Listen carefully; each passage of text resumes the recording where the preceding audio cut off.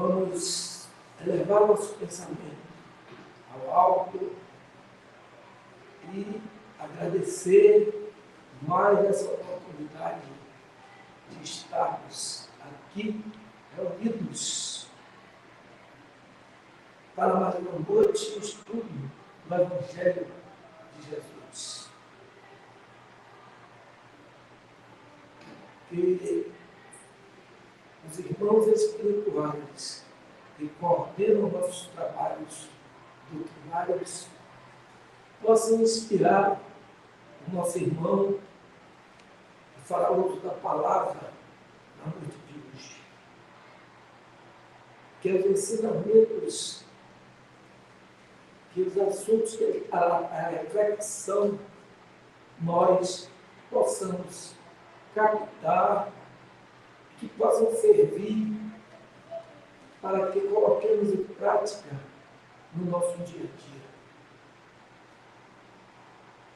dia. É assim que, orando a prece que o Mestre Jesus nos ensinou, quando por aqui passou encarnado, vamos abrir nossos trabalhos da noite de hoje. Pai nosso que está nos céus, santificado seja o vosso nome. Venha a nós o vosso reino e seja feita a vossa vontade, aqui na terra como no céu. O pão de cada dia dai-nos hoje, e perdoai as nossas ofensas, assim como nós perdoamos a quem nos tem ofendido. E não nos deixeis cair em tentações, mas livrai-nos de todo mal, que assim seja. É com muita alegria que nós recebemos o nosso irmão Edivaldo César, que vai falar para nós na noite de hoje sobre a lição de Nicodemos.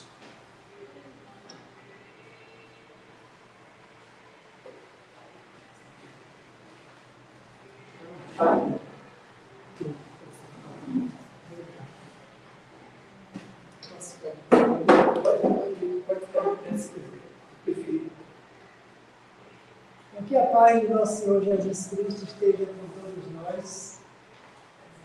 É um prazer estar aqui, nesta casa, fisicamente, né?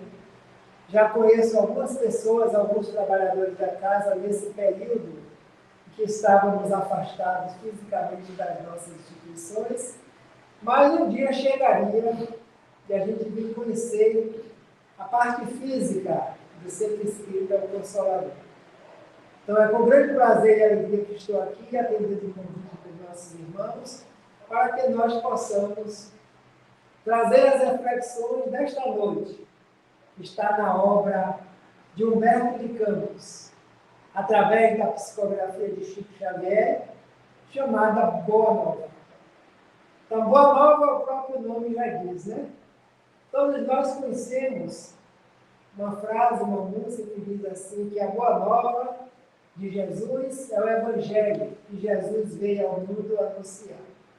Então, nós estamos aqui com esse propósito de fazer algumas reflexões do tema que nos foi concedido, tanto para nós que estamos aqui no presencial, como para os nossos irmãos que estão acompanhando a exposição pela internet, que foi a condição que a misericórdia divina nos propôs para esse grande momento que nós estamos vivenciando na Terra. Um aprendizado. Um aprendizado e, ao mesmo tempo, uma grande misericórdia envolvendo a todos nós. Então, o que diz essa mensagem do Espírito Humberto de Campos através da psicografia do médium Francisco Cândido Xavier, que é conhecido de todos nós aqui no Brasil, porque ele veio com a grande tarefa de dar continuidade ao desenvolvimento da doutrina.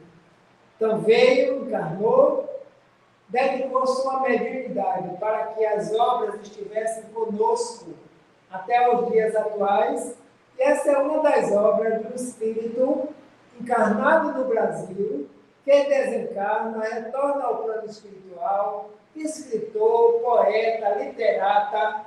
Quando chega no plano espiritual, ele toma conhecimento das coisas do plano dos desencarnados. E fica impressionado com as estantes, as bibliotecas, os relatos da vida de Jesus, do Evangelho, dos grandes espíritos que estiveram na Terra. Tudo isso está grafado em algum lugar que um dia nós tomaremos conhecimento. Nós que estamos encarnados, estamos tomando conhecimento pela psicografia dos médiuns, onde esses espíritos trazem esse conhecimento para nós. E ele começou a dizer assim, antes de começar a escrever, ele dizia: muitos dos companheiros que conviveram comigo lá, enquanto eu estava encarnado, vão estranhar muito essa minha fala, porque enquanto ele estava encarnado, ele não pensava dessa forma. Mas chegando no plano espiritual, ele mergulha na grande realidade que muita gente ainda tem dúvida. Quantas pessoas ainda duvidam? Será que a vida continua após essa vida do corpo físico, na verdade? Aqueles que não creem, não admitem, mas quando mergulham nesse plano, que nós chamamos de plano espiritual, significa dizer uma outra vibração de espíritos que estão desencarnados. Que aqui também é plano espiritual.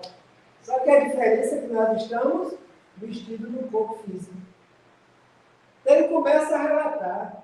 E esse capítulo ao qual o Espírito faz referência, ele dá o título de Lições a Nicodemos. Lições de quem? Do Mestre, do educador por excelência, que nós conhecemos como Jesus de Nazaré.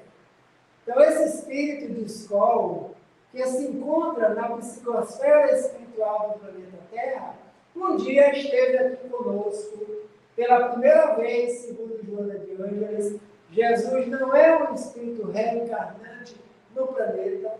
Ele encarnou para trazer a mensagem, para trazer o Evangelho, para trazer a boa nova. Quando ele estava aqui encarnado, fazendo o trabalho, quantos espíritos foram contra a mensagem? Quantos espíritos aderiram à mensagem? Quantos deturparam a mensagem? Quantos esconderam a mensagem? E aí nós temos no relato do Evangelho, daqueles que são evangelistas, várias frases que Jesus acentuou para falar da missão dele enquanto estava na Terra. Primeiro, eu vim para que todos tenham vida. Que tipo de vida? Vida plena e abundante. O que é que significa isso?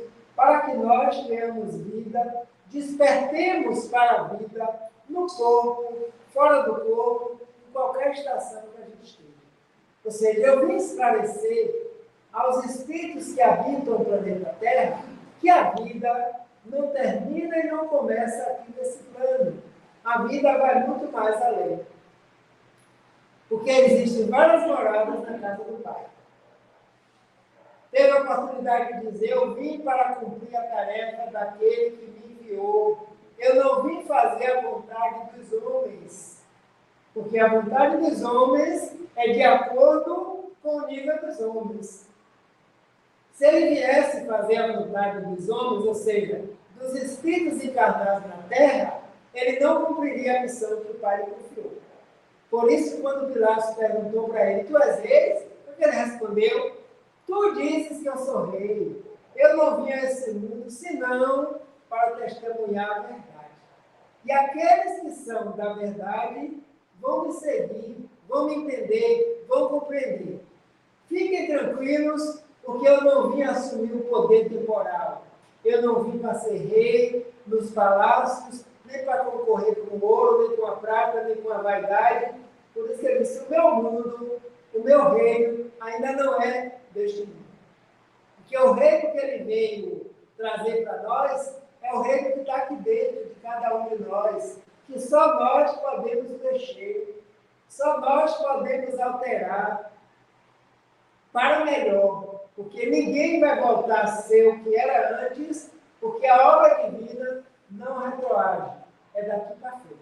Evolução sempre. Então, todas essas passagens todas essas vivências que nós conhecemos através de relatos dos Espíritos, hoje, através da mediunidade e do próprio Evangelho, onde Mateus, Marcos, Lucas e João, todos eles escreveram. E diga-se de passagem, João, o evangelista, que era o espírito mais próximo de Jesus, considerado o apóstolo amado. E ele relata vários episódios das pessoas que andavam com ele, das pessoas que procuravam ele, muitos cegos, aleijados, coxos, mudos, surdos, obsidiados, estavam nas estradas, nos caminhos, em todo lugar. E eles pediam, mestre, eu quero enxergar, eu quero ver. O mestre, antes de agir, fazia uma pergunta para eles. Tu crês que eu possa, meu filho, minha filha? E a pessoa respondia, sim, mestre, eu creio. Se tu queres, eu creio. Então ele dizia, foi a tua fé que te curou. Foi a tua fé que te salvou. Que significado espiritual tem isso na nossa vida? Que nós não viemos aqui no planeta para ficarmos de braços cruzados, apenas pedindo e rogando, sem fazer as coisas acontecerem. Ele nunca disse, foi eu que te curei. Ele disse, foi a tua fé que te curou. Foi a tua fé que te salvou. Significa dizer que nós estamos elevando a nossa autoestima. Quando nós estamos buscando o cristianismo hoje, através da doutrina espírita, nós estamos pedindo a Jesus que nos auxilie na cura nossa, individual. E aí ele faz a pergunta para cada um de nós, tu crês que eu possa te curar? Tu crês que eu possa te auxiliar? E cada um de nós vamos responder no anonimato, no silêncio, com a cabeça no travesseiro, para se perguntar, eu estou estudando doutrina espírita, eu estou estudando evangelho segundo o espiritismo, o que é mesmo que eu desejo com essa doutrina? Eu vou permitir que Jesus faça a mudança junto comigo? Cada um vai responder, porque a resposta é individual, pessoal e intransferível. O Espírito Joana de Ângela nos diz, através da psicografia do irmão de Valdo Franco, que Jesus, quem o conheceu, nunca mais foi o mesmo. Porque o indivíduo se transforma. O indivíduo que se deixa tocar por essa energia, nunca mais estaremos no lugar comum que nós costumávamos estar. Nós queremos dar um salto de qualidade. Então, com essas curas de cegos, aleijados, obsidiados, coxos, surdos, mudos, nós destacamos uma que chamou a atenção de todos os fariseus da época. Qual? Aquela do pai que procura Jesus no meio da praça e diz assim, Senhor, eu já apresentei meu filho aos seus discípulos, mas eles não conseguiram curar. E Jesus pergunta, onde está a criança? Trazei-me aqui. O que é que ela tem? Um garoto de 12, 13 anos de idade, completamente desfigurado, atormentado. Diziam os espíritos, naquela época eles não chamavam espíritos, diziam que eram os demônios, porque eram espíritos que estavam em estado ainda conturbados. Pega ele, joga no fogo, joga na água, faz dele o que quer, porque ele enfraqueceu a sua vontade. E ele diz, trazer-lhe aqui a criança. E ele traz o filho todo sujo, todo acabado, sem se alimentar, sem comer, sem tomar banho. E Jesus se aproxima. Quando Jesus se aproxima de qualquer criatura, ou qualquer criatura se aproxima dele, já sente essa energia sublimada que envolve o indivíduo. E não tem como recuar. Por isso que aqueles que ainda estavam nos caminhos tortuosos da vida se afastavam. Diziam, o que é que eu tenho a ver contigo, Jesus de Nazaré?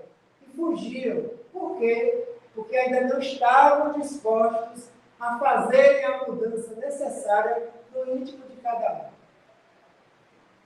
Jesus, quando ele estava na terra aqui naquele momento, acompanhado por uma plena de espíritos também iluminados, ao qual ele endereçava esses espíritos atormentados, para que eles fossem levados às instâncias espirituais para serem curados, esclarecidos, tomando um novo rumo na vida. Quando ele se aproxima, a criança volta ao seu estado normal. Começa a sorrir, começa a olhar para o pai, abraça o pai, e o pai sai dali feliz para levar o filho para casa, para dar um banho, para dar alimentação, para trocar de roupa, porque o filho estava morto para a vida, não havia enxergado a si mesmo. Esse episódio aconteceu durante o dia, nos lugares onde Jesus estava. O pai saiu feliz, agradecido, foi embora, a multidão dispersou, e Jesus tinha o hábito de se reunir em casa de Simão Pedro, o Barjona, do chamado Rocha, o chamado Pedra, sustentação do Evangelho. Aí à noite os discípulos resolveram perguntar: mestre, realmente, aquele pai já havia apresentado para nós aquela criança, mas nós não conseguimos curar, nós não conseguimos afastar aqueles espíritos. Por quê? Todo mundo que está aqui sabe a resposta que Jesus disse. Porque faltou o quê? Fé. Do tamanho de quê? De um grão de mostarda, que é uma semente minúscula, mas que dá uma árvore gigantesca. Ele disse: faltou fé. Quando tiverdes fé, qualquer um de nós, do tamanho de um grão de mostarda que seja, nós seremos capazes de remover os obstáculos que estão aqui dentro. Quais são esses obstáculos? A preguiça, a má vontade, o orgulho, a inveja, o ciúme, pela fé. Porque a fé é capaz de remover montanhas. Ele deu o exemplo da montanha, que todo mundo conhecia as montanhas, como conhece até hoje. Mas ele não estava se referindo à montanha física. Aí eles ficaram atentos, faltou fé. Ele disse mais: esses espíritos, para serem encaminhados, é preciso fé. Esse episódio tomou conta de todos, além das curas que ele fazia. E vários espíritos seguiam Jesus. E entre eles, um doutor da lei, fariseu, chamado doutor Nicodemos. Quem era o doutor Nicodemos?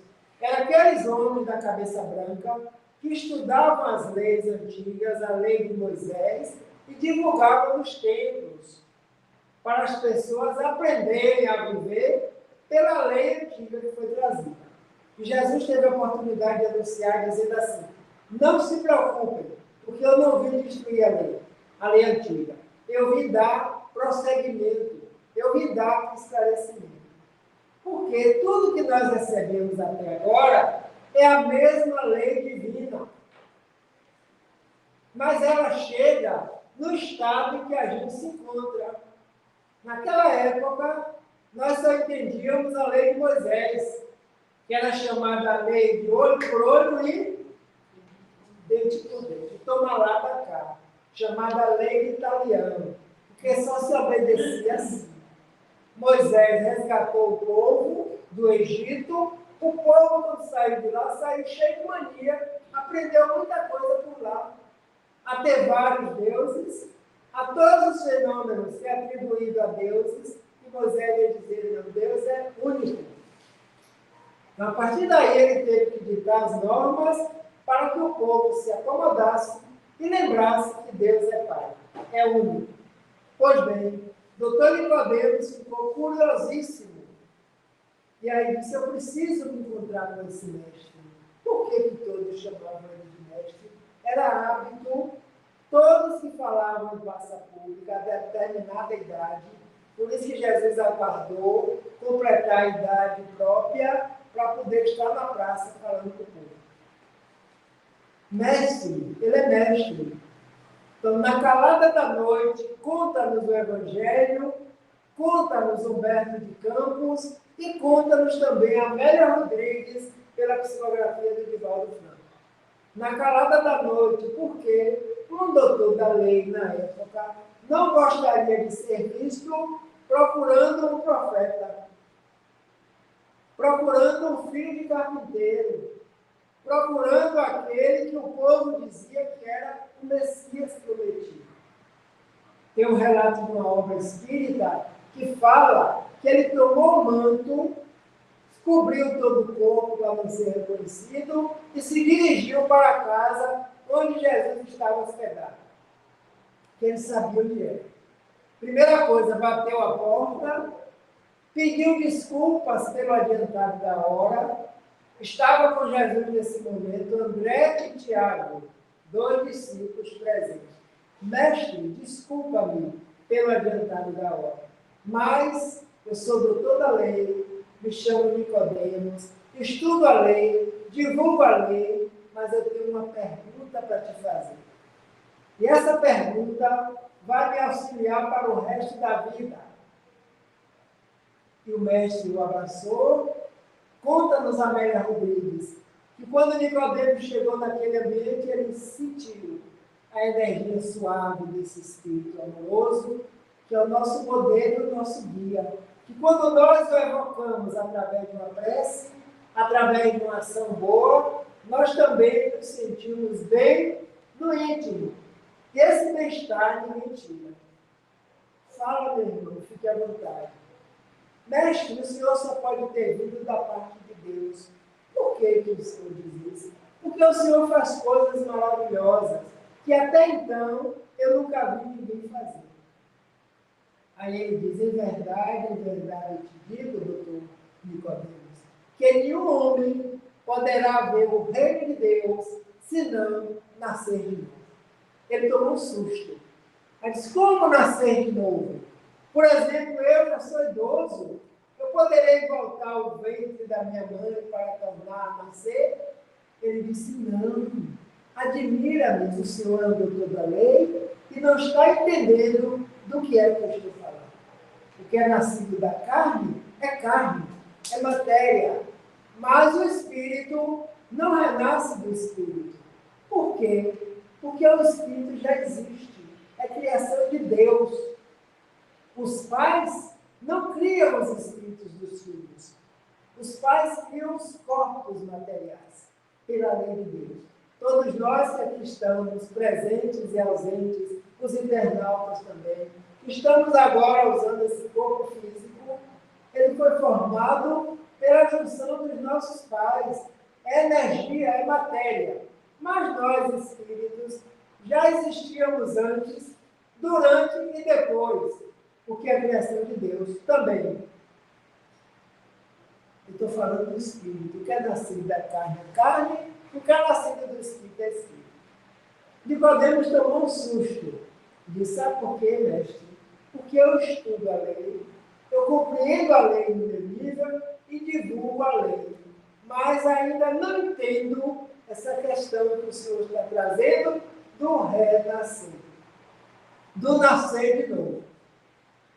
Agradeceu, apertou a mão do mestre, beijou a mão do mestre e voltou para a sua casa, para o palácio onde ele pregava as leis. Com certeza, esse espírito já não voltou mais como ele era antes. Então, Humberto de Campos, Amélia Rodrigues, narra o contexto, as pessoas, a época em que se deu fato. E aí André e Tiago, que presenciaram esse diálogo, ficaram maravilhados. E disse, mestre, por que o senhor não fala para o povo o que o senhor falou para o doutor Nicodemos? Não fala quando está na barca, na praça, no monte, na montanha, no lago. Ele disse, calma, meus filhos, porque ainda não é hora. Vocês viram o doutor da lei? Não entendeu o que eu falei. O povão que me ouve durante a manhã também ainda não vai entender. Ele disse, mas mestre, é maravilhoso o que o Senhor traz. O Senhor fala que nós poderemos nascer quantas vezes que sim, até atingir um estado espiritual que já vai descobrir em si esse reino de Deus que está dentro de cada um de nós. E eles se aquietaram. Aquela madrugada foi uma madrugada fantástica para todos eles. porque ficou na acústica da mente do doutor Nicodemos, que volta para o seu palácio, para a sua morada, de André e Tiago, que convivia com Jesus nas pregações. O tempo passou. Jesus terminou a sua missão planetária como espírito reencarnante, ou seja, que crê na reencarnação, e já ensinava. Mas nós sabemos que, com o passar do tempo, aqueles que eram contrários à ideia, abafaram. Mas não adianta abafar. Não adianta matar o corpo, porque as ideias continuam. O tempo passou. E em belo momento, nós vamos encontrar um espírito chamado Efraim, que nasceu aleijado, coxo das pernas, que não se deslocava sozinho. Morava com sua mãe numa cabana de palha. E certa manhã, Efraim acordou, ficou pensativo, deitado na sua esteira, não levantou para ir tomar o café. E a mãe foi impressionada. Meu filho, o que está acontecendo com você? Que você não levantou para tomar o seu café? Disse, minha mãe, porque eu tive um sonho. Disse, mas sonho, meu filho, todo dia você tem sonho. Você sonha, eu sonho, todo mundo sonha. Disse, não, minha mãe, mas esse sonho foi um sonho impressionante. Ela sentou no chão junto com ele, na esteira onde ele dormia, disse, vai, conta esse sonho para mim. E ele dizia, minha mãe, eu me vi no sonho como uma outra pessoa. Ela disse, como assim, meu filho? Eu era uma outra pessoa, eu não era aleijado, eu não era coxo, eu não era manco, eu não era pobre, eu não dormia em caserna. Pelo contrário, eu era rico, tinha de tudo, tinha amigos, morava numa bela casa, tinha pai, tinha mãe, a senhora e meu pai. E eu me vi no sonho onde eu voltava certa feita de uma festa com os meus amigos, onde nós havíamos bebido muito, tomado muito vinho. E passei pela casa de farinha e escutei uma discussão entre os trabalhadores. E eu me aproximei, o que está acontecendo aqui? E um deles disse, é ele, senhor, ele tem roubado farinha e levado para casa.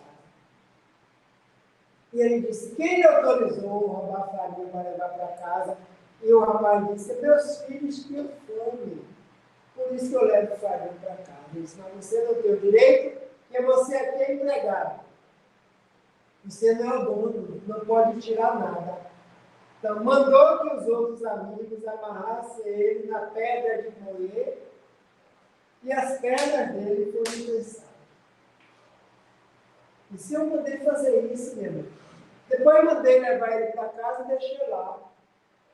E a mãe, quem fala, meu filho, isso é bobagem, isso é sonho, deixa isso para lá, não se impressione com isso não. Não, minha mãe, eu vou terminar de contar. Meu pai soube da situação e me fez ir lá pedir perdão, pedir desculpa.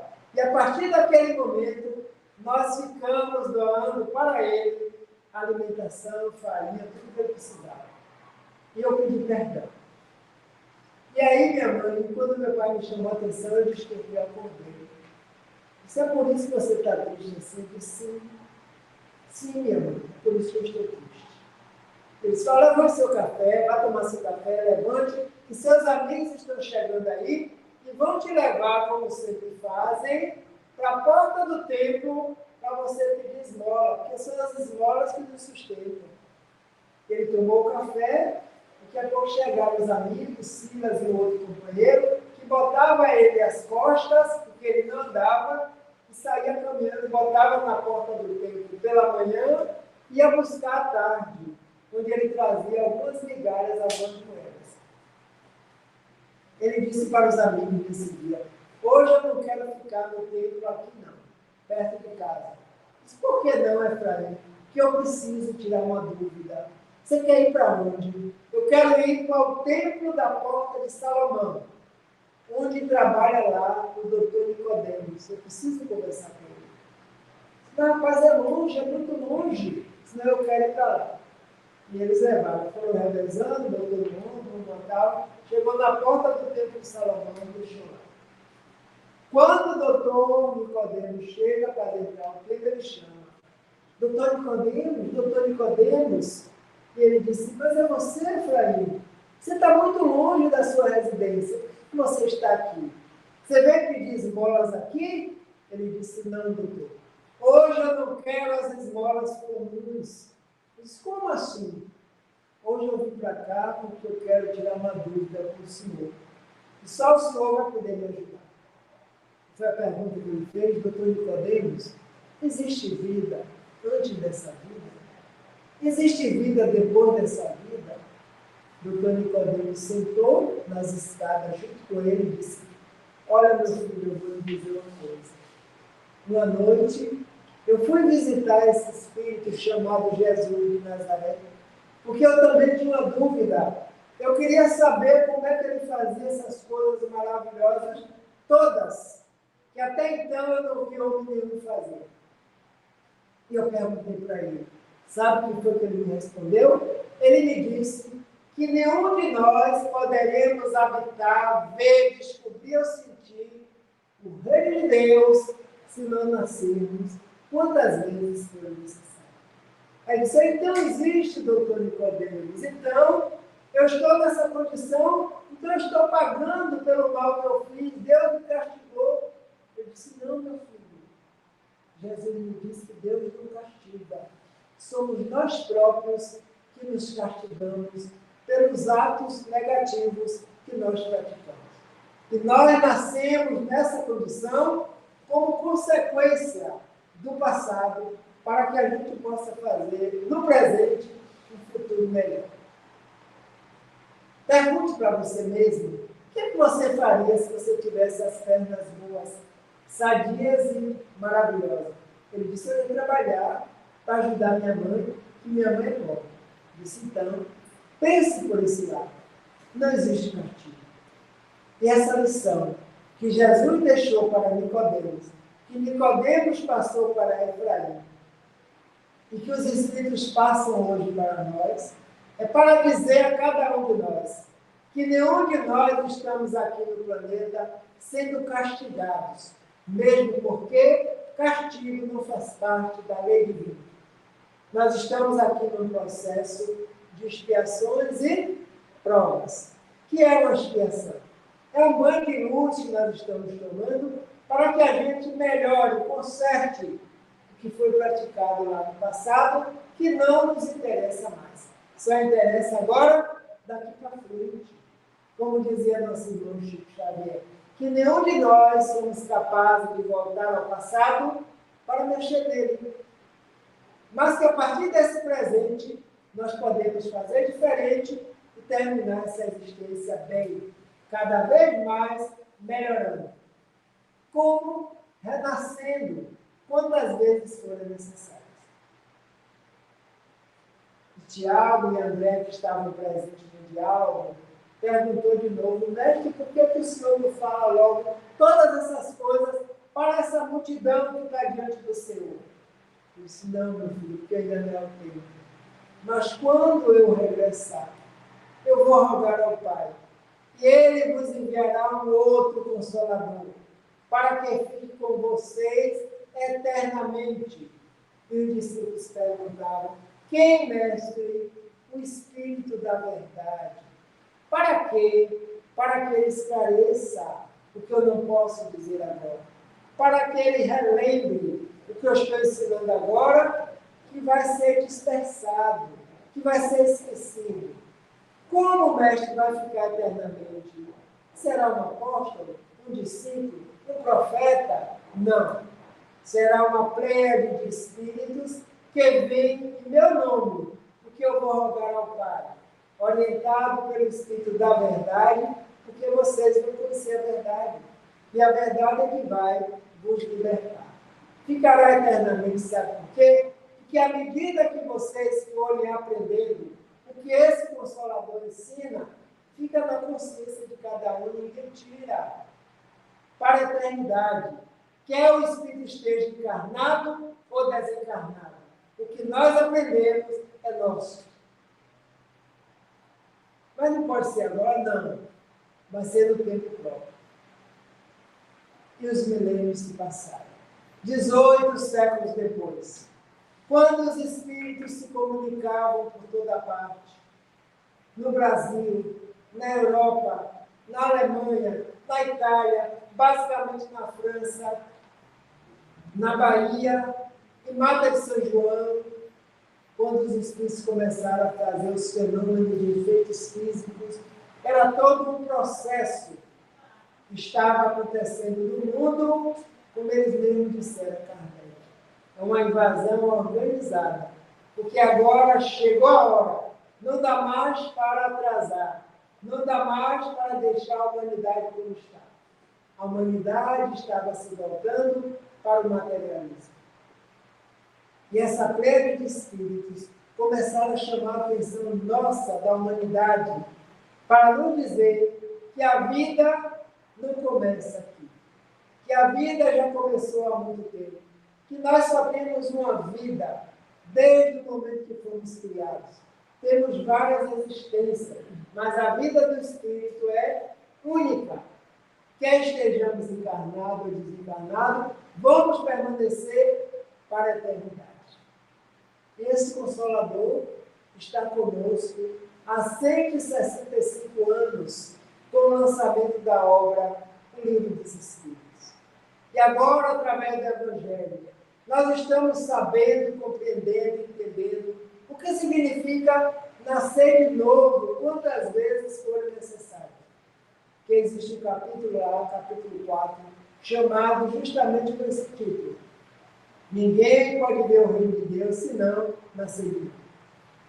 Tirado do Evangelho de Jesus, anotado por João, onde os Espíritos vêm nos esclarecer sobre ressurreição e reencarnação.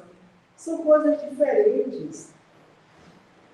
Algumas religiões acreditam que os indivíduos que morreram vão ressuscitar, vão retomar o corpo e vão viver felizes. E a ciência nos mostra que é impraticável, é impossível. O corpo desagregou, perdeu a propriedade, perdeu a vitalidade, virou pó. Aí sim, veio do pó e ao pó retornou. Veio do fluido cósmico universal e para o fluido retornou. Mas o espírito é imortal, eterno, somente Deus.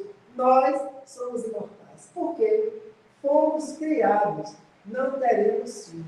E Deus, que nós ainda não compreendemos, o Pai, o amor, como diz João, não teve nem começo e nem fim. E vive para a eternidade. O Kardec teve a oportunidade de perguntar: os espíritos veem a Deus? E eles disseram: alguns veem Deus e compreendem, mas a grande maioria não. Mas nós conhecemos Jesus. E Joana nos diz mais uma vez que Jesus fez o pacificador de todas as vidas. Ele desceu dos astros para iluminar a terra. E os Espíritos vêm dizer a Kardec para nós, na questão 605, quando ele pergunta qual o Espírito mais evoluído que Deus já ofereceu à humanidade. E eles respondem: vede Jesus. Ele é o vosso modelo, o vosso guia. Então, nós estamos nos espelhando em Jesus. Nós somos atraídos por Jesus. Para quê? Para fazermos a nossa perfeição. Criados simples e ignorantes. Simples por quê? Porque não sabíamos ainda qual era a nossa destinação. Habitando os reinos da natureza, o mineral, o vegetal, o animal, até chegar no luminal. Para alguns, para o luminal, mas para nós que estudamos Espiritismo, não. Vamos alcançar o reino angelical, porque um dia todos nós seremos anjos. Mas isso só é possível através de um processo que se chama reencarnação. Reencarnação é processo. E esse processo se dá como? Se dá de onde? Se dá do plano dos desencarnados para o plano do encarnado. Em que estado nós estamos agora? Nós que estamos no corpo físico, estamos no estado de encarnados. usando uma veste para nos aprimorarmos, para aprender, para despertar as potencialidades divinas que todos nós temos. Todos temos bondade, amor, justiça, misericórdia, perdão. É por isso que nós estamos trabalhando por nós próprios e auxiliando também a humanidade a evoluir. Então, como fazemos isso? Através de várias encarnações. Quem planeja essas encarnações nossas podem ser encarnações compartilhadas, como nós, espírito, conversando com os nossos mentores espirituais, para ver as nossas necessidades de agora. Em que grupo Edivaldo precisa encarnar agora? Quais são os espíritos que vão formar a família? Porque necessita que seja assim. Quem vai encarnar depois? Para que possamos ir ampliando os laços afetivos, principalmente aonde? Na família.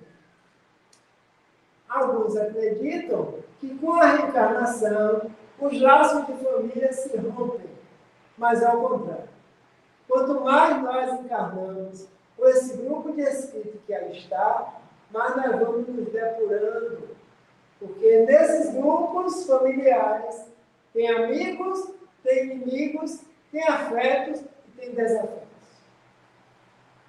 E se permanecermos apenas nos desafetos, tão cedo nós não vamos alcançar esse reino de Deus. Então é por isso que nós precisamos estudar, conhecer e saber.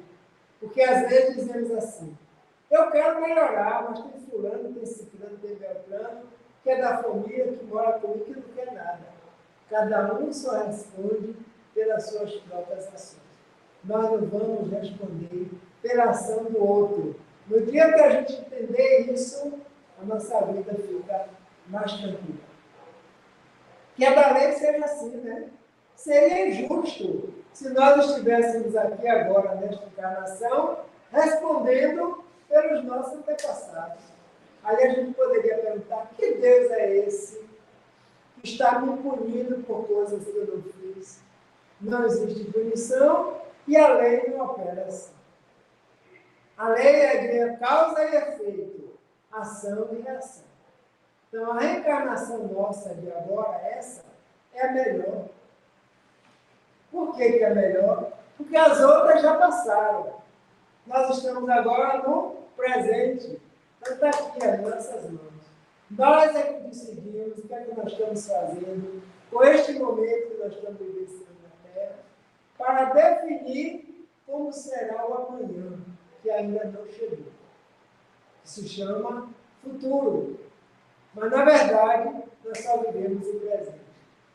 Então, para isso, nós precisamos refletir, pensar, decidir, se comunicar. Sabemos que temos uma parentela espiritual que vai muito mais além do que esses que convivem conosco entre quatro paredes. Alguns vão reencarnar, como estão reencarnando, outros não vão reencarnar agora nessa existência, porque estão dando suporte para que nós sejamos vitoriosos nesse momento. Que momento? Um momento em que a humanidade do planeta Terra está sendo chacoalhada para que nós possamos renovar as nossas atitudes. Flagelos destruidores estão explicados lá no Livro dos Espíritos que são necessários ainda. Por quê? Por causa do nosso nível evolutivo. A humanidade, em certos momentos, caminha a passo de tartaruga, buscando o quê? As coisas materiais e deixando as coisas espirituais para depois. Só que o banquete espiritual já foi servido há muito tempo e são muitos os chamados e poucos estão se fazendo escolher. Mas esse momento que nós estamos vivendo na Terra, nós ouvimos falar muito em mundo de regeneração. Mas não é o planeta que está se regenerando. Não é o planeta que está em expiação e provas. Somos nós, os moradores, os espíritos, Então, o mundo que precisa melhorar é esse mundo aqui dentro, do íntimo. A nossa mente, o nosso sentimento, a nossa razão, a nossa vontade, a nossa fé. Para que no futuro, onde nós estivermos, nós estaremos bem. Ou encarnado ou desencarnado. Porque é o Espírito que nós somos todos que comanda as nossas ações. A minha doutrina espírita, que nesse mês, 3 de outubro, quando esse Espírito reencarnou a convite de Jesus, se chamou Hipólito Leão de Elizar Rivaio, aqui na Terra, nome de batismo, e quando lançou o Livro dos Espíritos, passou a ser conhecido como Allan Kardec. Para quê? Para nos trazer os princípios básicos da doutrina. Princípios sem os quais a doutrina não consegue caminhar. Quais são? Primeiro, Deus, a causa primeira de tudo que existe. Primeira questão do Livro dos Espíritos. Sabe por quê? Allan Kardec, quando foi organizar todo o material que recebeu, ficou em dúvida e disse: por onde eu começo? Que os Espíritos trouxeram ensinamentos diversos. Fala da vida, fala da morte, fala de obsessão, fala de mediunidade, fala de mundos habitados. Mas ele lembrou que um dos espíritos da equipe disse: quando o senhor tiver dúvida, faça uma prece. Faça uma prece que nós estaremos aqui para lhe auxiliar, que nós viemos em nome de Jesus. E ele orou, ele conta isso no livro Obras Póstumas, que não teve tempo de lançar. E aí ele sente na acústica da própria alma uma voz dizendo assim: observa a humanidade. A humanidade, nesse momento, está se voltando para o materialismo. A humanidade tem sede de Deus. E aí ele percebeu que a primeira parte do Livro dos Espíritos tinha que falar sobre Deus. E aí eu pergunto para vocês: qual é a primeira pergunta do Livro dos Espíritos? O que é Deus? E olha a forma como ele perguntou. Ele não perguntou quem não. Quem é uma pessoa, um personagem, uma personalidade. O que é que ele sabia que existe? E aí ele responde: Deus é a causa suprema do universo. É a inteligência maior. Tudo que existe depende de Deus. Então, sem Deus, não tem conversa. Primeiro princípio é esse. E aí ele continua: Deus criando 2 princípios. O princípio material e o princípio espiritual. O princípio material dá origem à matéria, a que nós conhecemos, e matérias que nós não conhecemos. Que o perispírito também ainda é semimatéria. Mas existem matérias menos grosseiras do que essas que nós usamos aqui. Menos grosseiras do que essas que nós usamos aqui. E o princípio espiritual dá origem ao espírito. O que é o espírito? O ser inteligente do universo. Existe um filósofo, existiu, encarnado, chamado Teilhard de Chardin, francês, teólogo, jesuíta, que ele tem uma frase muito célebre, que a doutrina espírita abraça. Essa frase diz assim: nós não somos seres humanos em experiências espirituais. Ao contrário, nós somos seres espirituais em experiências humanas. Em outras palavras, nós somos espíritos sempre, desde o momento que fomos criados. E continuaremos sendo. Essas experiências que nós temos, encarnando nos diversos corpos, estão nos auxiliando a evoluir, a crescer, a se purificar. Por isso que Jesus disse a Nicodemo: ninguém pode ver o reino de Deus se não nascer de novo. Como assim? Nascer quantas vezes forem necessárias. E esse espírito se comunica. A comunicabilidade dos espíritos é outro princípio. De que forma? Tanto pela telepatia, quando nós estamos encarnados, ou pela mediunidade, quando é o encarnado se comunicando com o desencarnado. Então, a comunicabilidade também é uma lei. E a pluralidade das existências. Nossas existências são várias? Kardec pergunta, eles disseram sim. Todos já tiveram várias existências. Aqueles que negam é porque preferem continuar na ignorância. Como é que se dá? Através da reencarnação, aqui no nosso planeta Terra, sob a orientação de Jesus. Porque ele já nos disse que conhece todas as ovelhas que o Pai a ele confiou. E nenhuma dessas ovelhas vai deixar de evoluir. Somos nós que aqui estamos. Nenhum de nós vamos ficar sem evoluir. Então, Deus, Espírito e matéria, comunicabilidade dos Espíritos, pluralidade das existências. E essas existências só são vividas no planeta Terra? Não, porque existe também a pluralidade dos mundos que o Evangelho nos traz. Então, Jesus dizia para Nicodemos, não somente na Terra, mas o Espírito pode reencarnar em outros mundos. Que sentido teria Deus criar outros mundos para nada? Não tem lógica.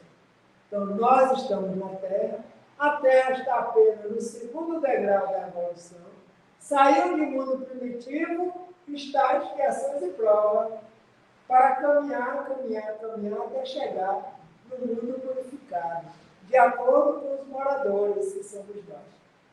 Então, há várias moradas na casa de meu Pai, já disse Jesus. É necessário que eu vá, porque eu indo, eu prepararei o lugar. E onde eu estiver, eu os tomarei para estar comigo. Significado espiritual. Todos vocês vão evoluir. Todos nós vamos evoluir. Todos nós estamos evoluindo. Chegaremos um dia que não teremos a necessidade de reencarnar imediatamente, a não ser como missionários. Milênios e milênios e milênios disponíveis para que nós possamos ir caminhando, aproveitando cada encarnação da melhor forma possível, porque nós já estaremos dando um passo adiante. Então, essa doutrina fantástica que veio ao nosso encontro, como o cristianismo é vivo, para que nós possamos entender quem somos, de onde viemos, para onde vamos, o que estamos fazendo aqui mesmo, como eu posso fazer para melhorar a mim mesmo, eu não posso melhorar os outros, eu tenho essa condição. E essa não é a nossa tarefa. E aí a doutrina está respondendo. E com o tempo, nós vamos nos percebendo que nós já não somos os mesmos do passado. Precisa o quê? Perseverança, dedicação, disciplina, interesse, esforço, para que nós possamos contar com o concurso do nosso amigo espiritual, que se chama Anjo da Guarda. Todos temos ligado a nós um espírito superior, intelectual e moralmente, que está nos auxiliando também nesse crescimento moral e espiritual. E finalizando os princípios, ele nos apresenta Jesus, que Kardec perguntou. Por que vocês vieram? Vocês vieram trazer outro ensinamento diferente do que Jesus trouxe para nós aqui no Ocidente? Eles disseram não. Nós viemos justamente em nome de Jesus. Os ensinamentos estão de acordo com a moral ensinada por ele. Algumas pessoas lá fora não sabem que o Espiritismo é uma doutrina cristã, mas que está no centro espírita, frequentando o doutrinário, estudando nos grupos, sabem que Jesus é o nosso modelo e o nosso guia.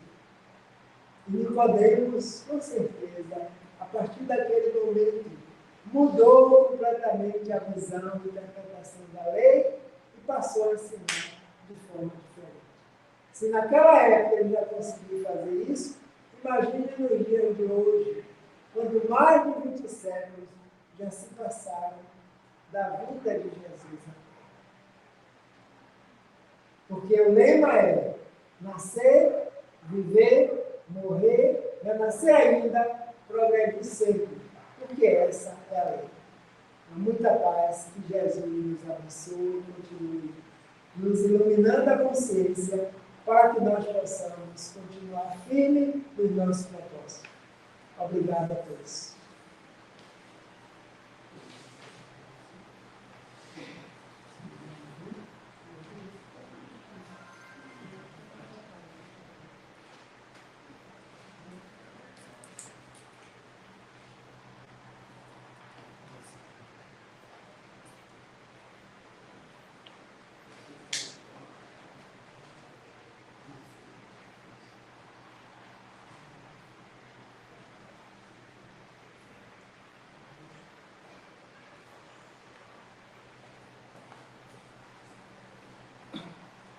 Bom, resta nesse instante agradecermos ao nosso irmão Elivaldo por nos abrilhantar com essa explanação. Deixou tudo assim muito claro para a gente. E também para os internautas que puderam assistir essa explanação muito didática do nosso irmão, esclarecendo talvez dúvida para algumas pessoas que ainda têm, porque nós todos somos cientes da reencarnação, mas cada vez que a gente fala um pouco mais sobre o assunto, fortalece mais as nossas crenças, nossa certeza dessa necessidade de estarmos reencarnando quantas vezes for necessário para chegar à condição de espírito puro. Né? Então, obrigado ao nosso irmão por estar aqui conosco. Vamos passar a segunda parte dos nossos trabalhos. E depois nosso irmão Cecílio vai fazer a prece de encerramento.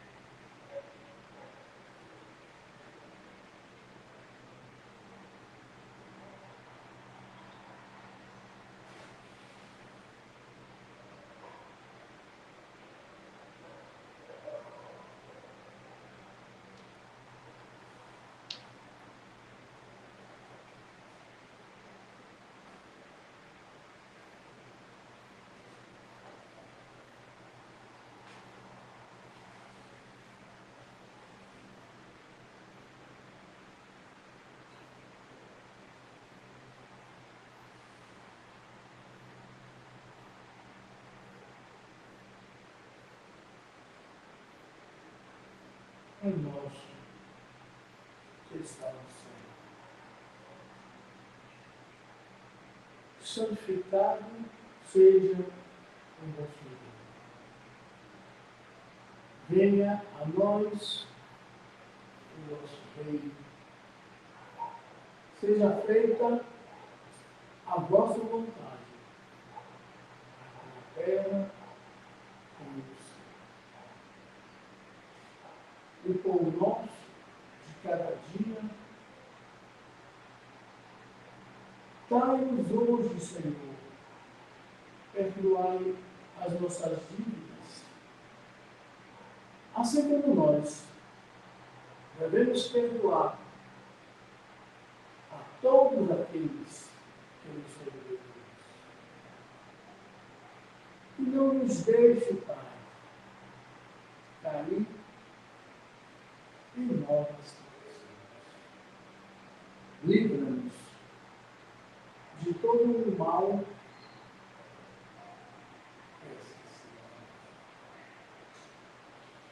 Amado Mestre Jesus, resta-nos nesse instante agradecermos por mais essa oportunidade que nos foi dada de aqui estarmos diante de Deus. Agradecermos o amparo, a proteção, a assistência que Deus nesta falange de trabalhadores da coisa.